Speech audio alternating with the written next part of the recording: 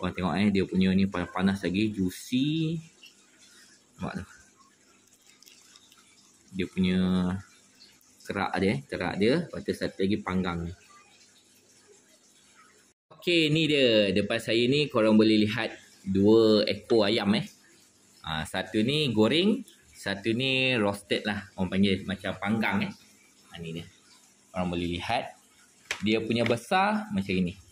Satu pinggan ni.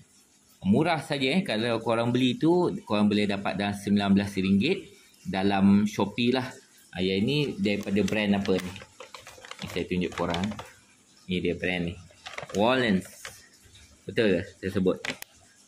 Tapi kalau korang nak cuba, korang gunakan dulu Shopee tu, mendapat RM19, dapat sekali voucher. Murah lah, lagi jimat.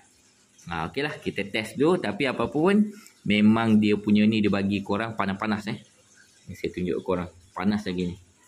Yang ni dia punya ayam apa? Ayam goreng dia.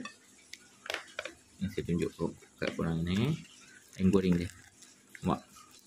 Berkerak lagi panas-panas. Yang ni pun satu. Dia bagi memang juicy lah dia punya ni. Apa-apa pun kau boleh cubalah. Mana yang dah cuba komen sikit. Okey, ciao. Assalamualaikum. Terima kasih. Kita masih lagi dikurniakan rezeki. Alhamdulillah. Syukur nikmat kepada Allah SWT.